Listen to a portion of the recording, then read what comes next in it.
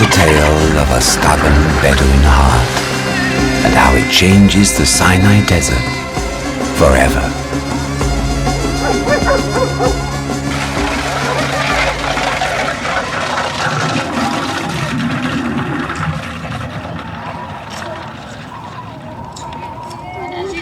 In a quiet village deep in the mountains lives a young boy named Abidallah.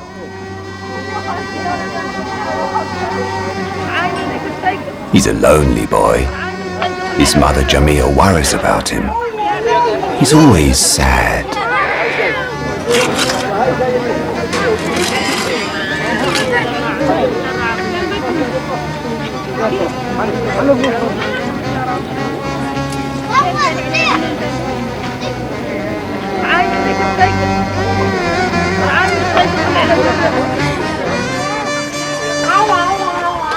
Life in the mountains is hard. It's time to move on, thinks Jamia. So, with only the clothes on their backs, Jamia and her son head for the Red Sea. She hopes the sea will rekindle the spark in Abidallah's eyes. After walking for 3 long days, they arrive at the fishing village of Mezainna. Yet upon arrival, it seems the long journey was for nothing. Fish are scarce, the village is poor. Some say the Mezainna tribe is cursed.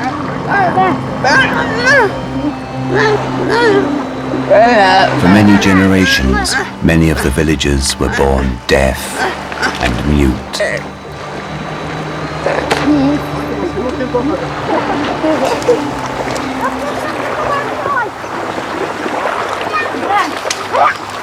Jamia continues to worry about Abidallah. The kids tease him for being a stupid mountain boy, and Abidallah grows further apart from the other children.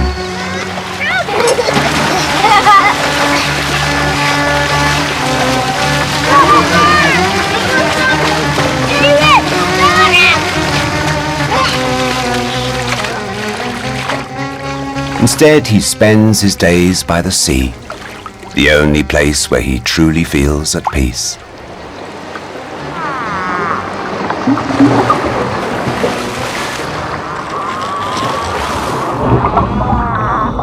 Olin is a mischievous dolphin cub who lives with her mother opposite the village.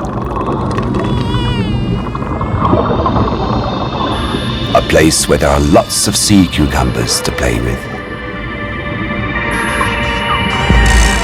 The two sometimes break away from their pod and swim closer to the shore, where the octopuses, their favorite food, are fat and sleepy.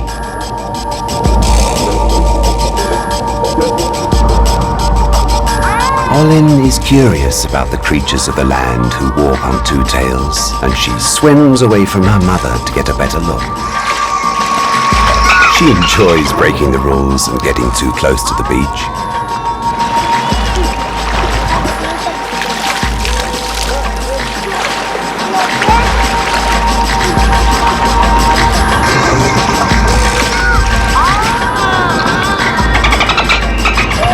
When little Abidallah sees the dolphin, his heart is filled with wonder. Could it be, he thinks, that someone finally wants to be my friend?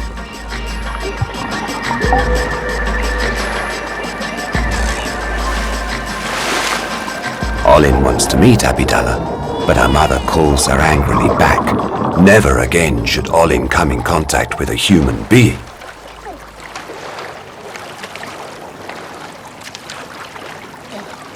Abidallah is disappointed. His soul has been stirred, and he tells the other children of his meeting with the dolphin. The dolphin spoke to me, he says. She wants me to be her friend. The children don't believe him. What does a mountain boy know about fish, they say.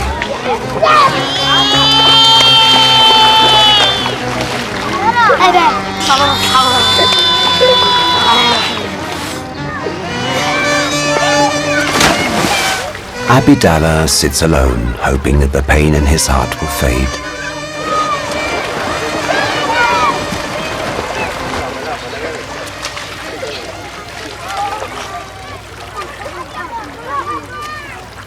He waits for the day when he will meet the dolphin again.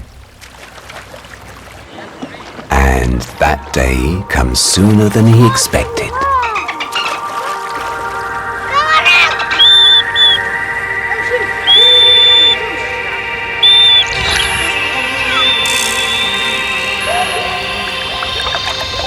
Even though he's only 5 years old, he can handle a boat all by himself.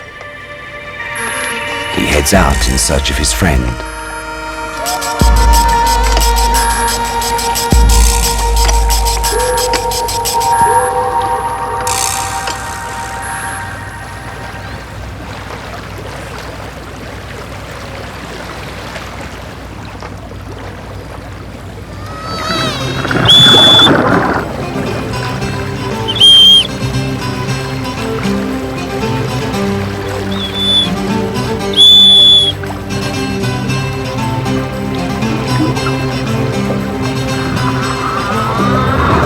Olin is still dying to see a human close up.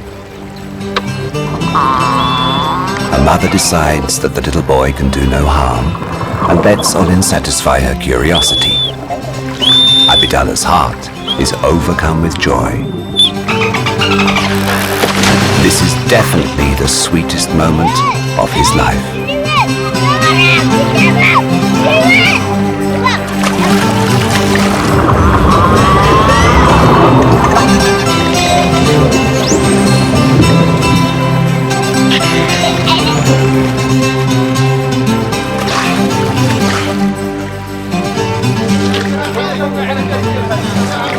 The villagers are stupid. Abidallah is sure of that, and he decides to keep his secrets to himself. He dreams of the day when he'll be head of the village, and no one will make fun of him.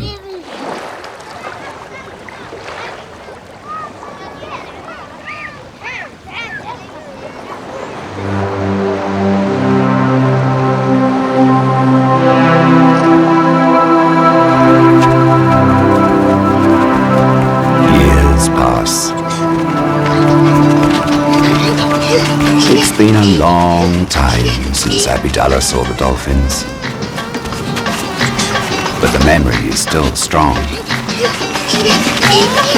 In his imagination, the cave is the dolphins' hideaway.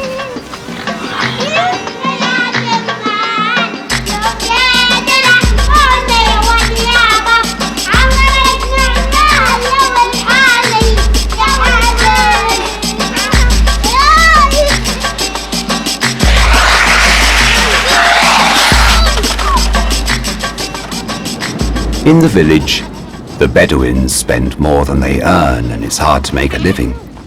But the scorching desert is their home, and they trust that Allah will protect their souls. Fishing is getting harder.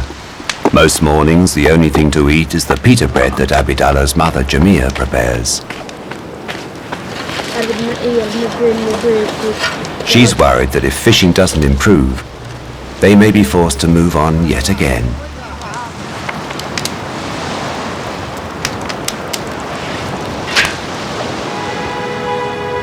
Abidallah, whose needs are few and simple, isn't worried about the future.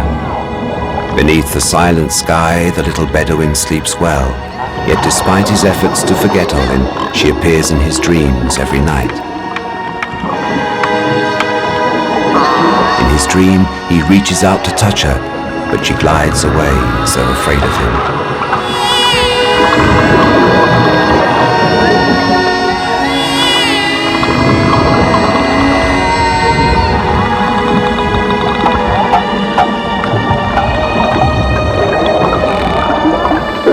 He thinks of the words of his mother. Trust in your dreams, and one day they will come true.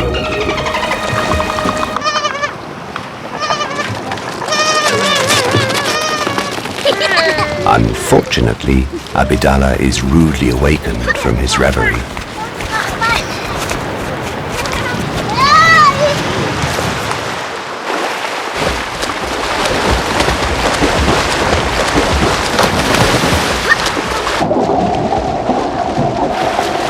Dawn is the best time for fishing. and the octopus soon makes his way to his mother's kitchen.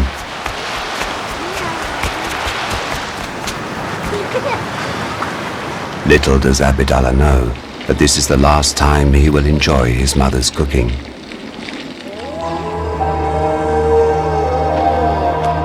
That night, Jamia wears black. On her way back from the market, she is overcome by a monster with gleaming white eyes.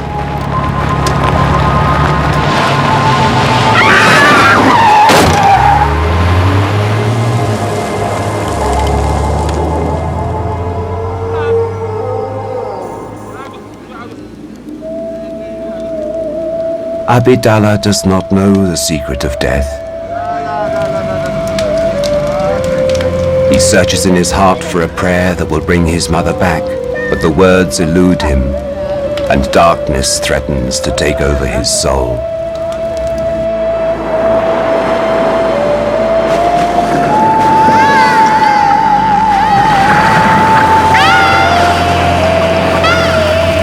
Meanwhile, Olin's pod is forced to migrate south because the trawlers are emptying the sea of fish.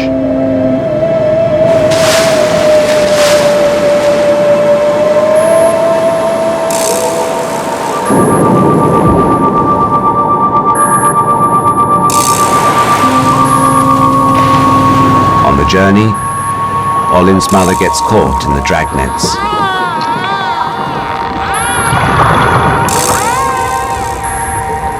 She is taken to a faraway world from which no dolphin has ever returned. Olin swears to be true to her mother's rules and never go near humans again.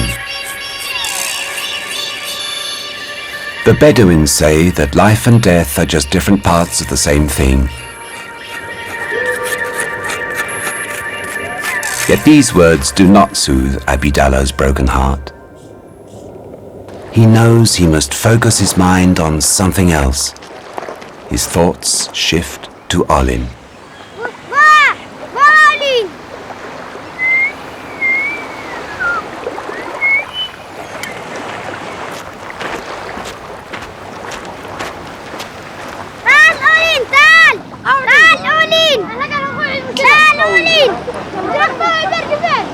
One day, Abidallah imagines that he sees Olin in the distance. He climbs higher to get a better look. He climbs too high.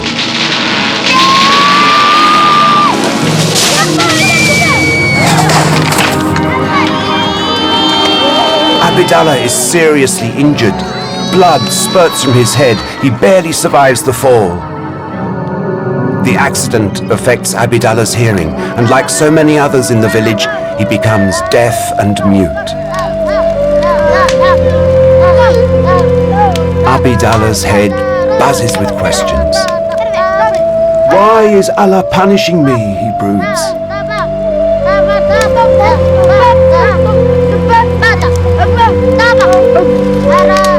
He has no choice but to learn sign language.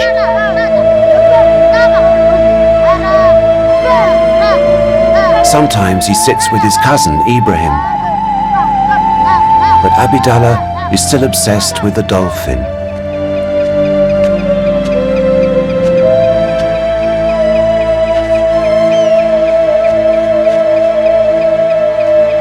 And he spends days gazing out to sea.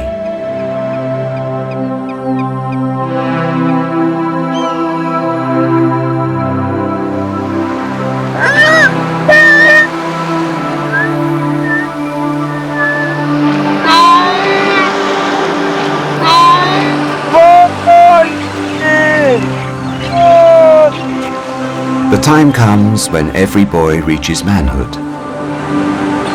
Abidallah, however, is not attracted to any of the girls of the village.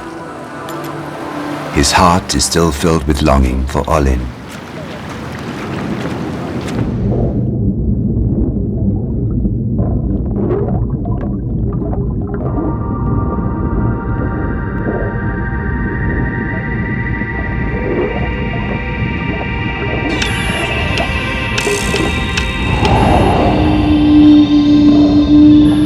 Every day he searches for her. Although he cannot find her, he does learn the ways of the sea and the name of every creature on the reef. He becomes the best fisherman in the village.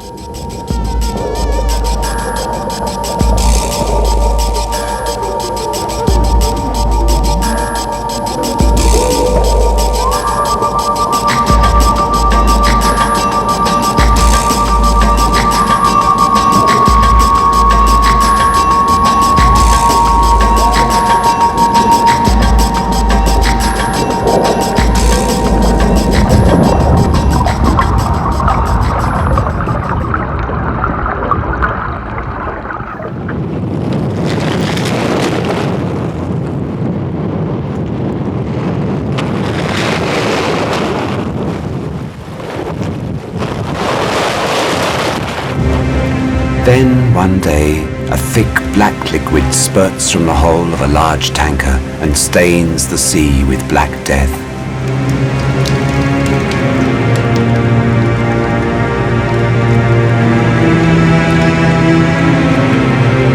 The smaller creatures don't have the strength to survive, but somehow the dolphins seem to know where the worst slicks are.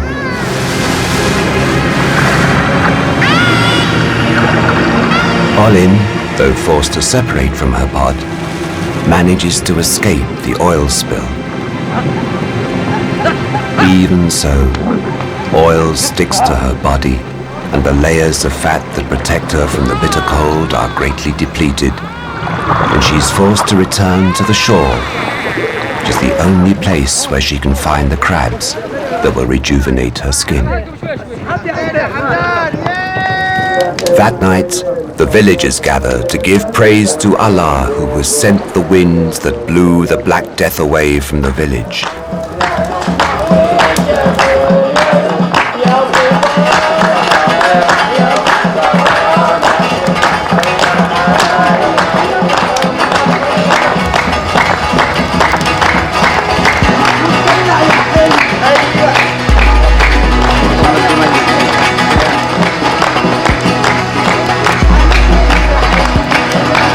Music penetrates the sea's depths.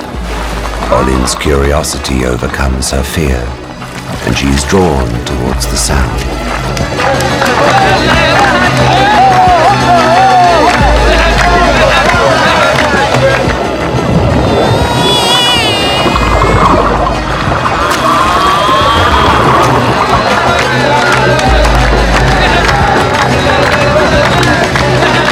The desire to thank Allah for saving his sea grips Abidallah, and although he can't hear the music, his feet feel its rhythm.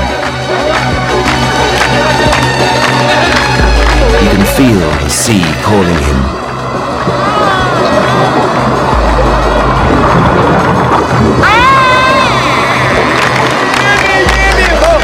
And he knows he needs to fulfill his dream.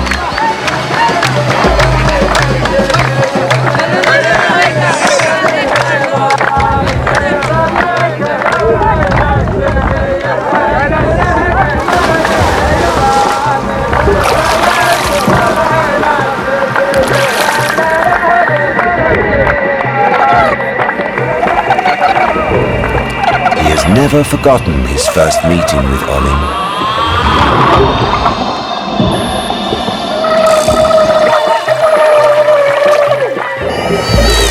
And he yearns to touch her, but Olin is too quick and strong, and she is yet to trust him.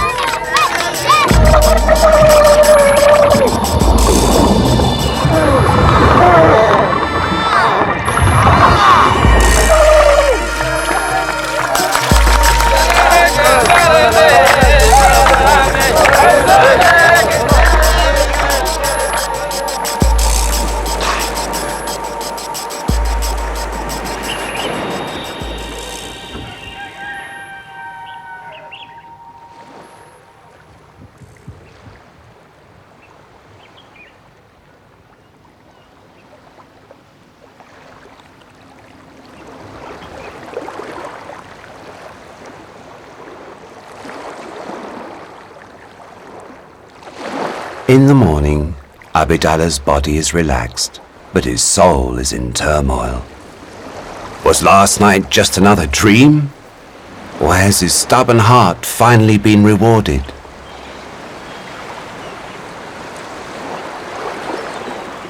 There is only one way to find out.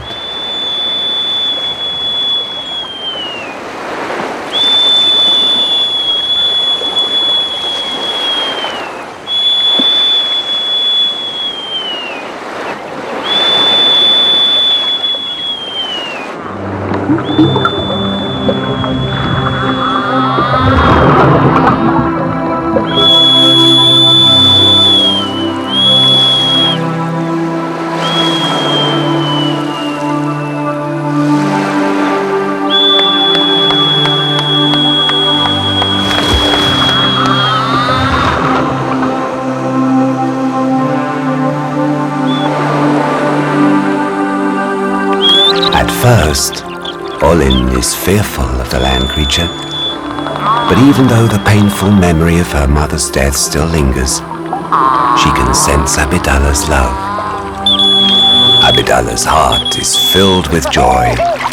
For the first time in years, he finds a voice for his feelings.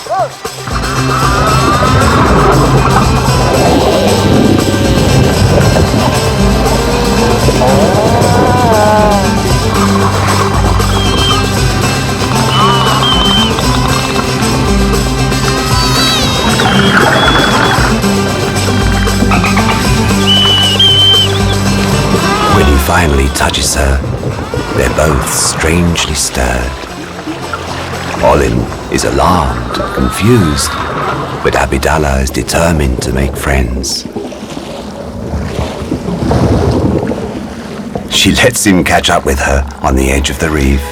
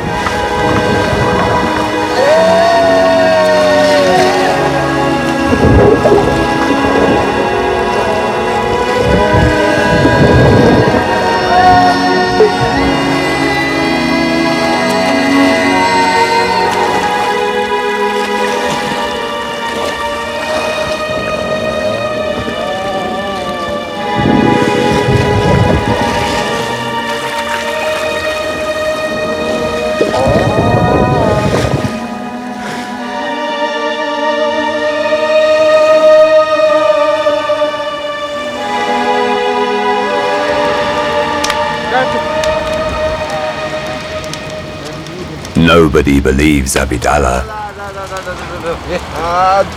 You must be crazy, they say. The dolphin will never let you stroke her. Next morning, he sets out to search for the proof that will make them eat their words.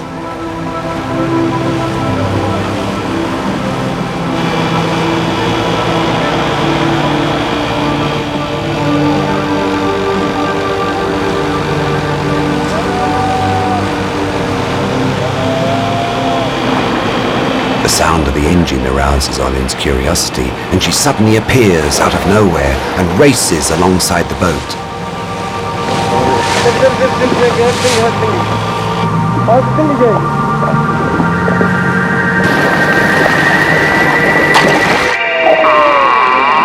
When Olin hears the whistle, she gets excited. She knows it's Abidallah.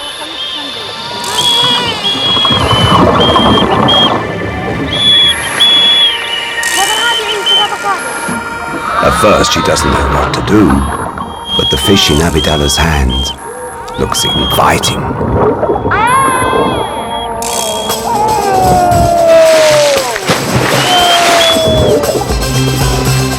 The other fishermen can't believe their eyes. Abidallah is bursting with pride. He's amazed at how quickly she catches on. It's as though she can read his mind.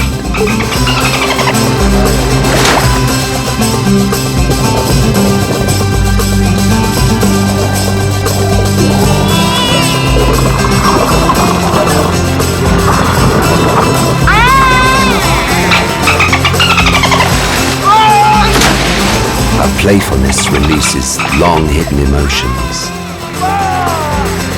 Abidallah feels a voice rising in his throat.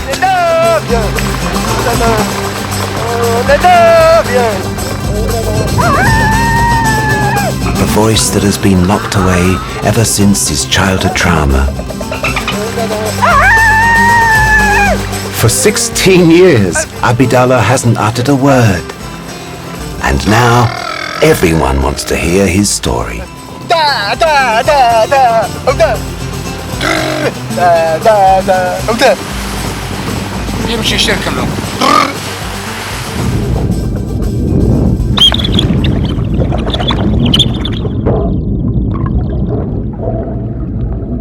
At night, Olin wanders off to swim with the other dolphins. And every morning, Abidallah worries that she will not return.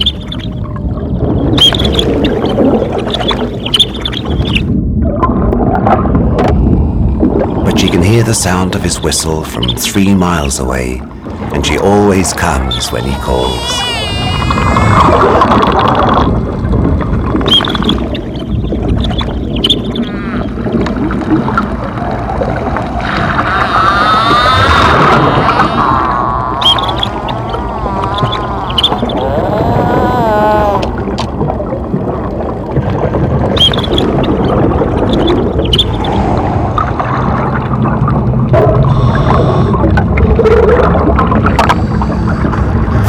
Nothing she loves more than a fresh octopus, but she will only eat them when they are still alive.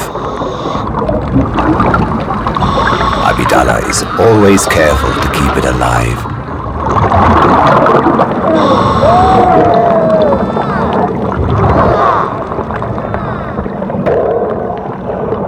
He teases her and she plays along. She's smart enough to know that her patience is always rewarded.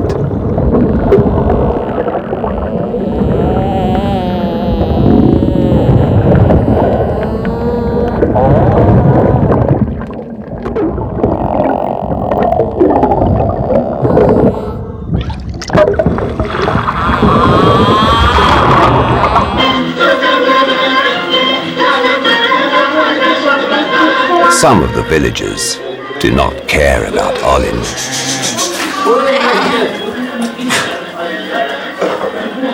They're jealous of Abidallah's transformation. Yet, despite their slanders, Abidallah gains self-confidence, and the once lonely fisherman is now put in charge of all the village fishing expeditions. Dolphin! And slowly, but surely, he is learning how to speak again.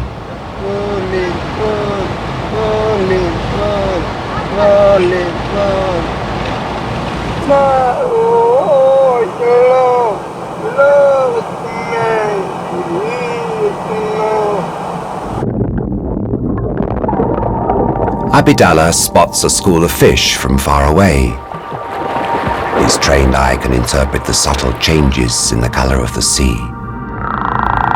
Olin waits for the right moment and chases the fish towards the nets.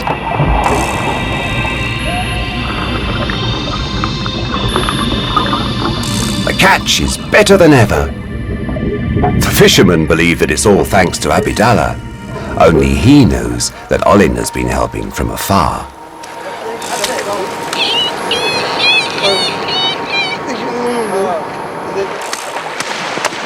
He makes sure they remove the dangerous beaks of the palamitas before presenting them to Olin. Abidallah treats Olin like a queen. It's a full-time job.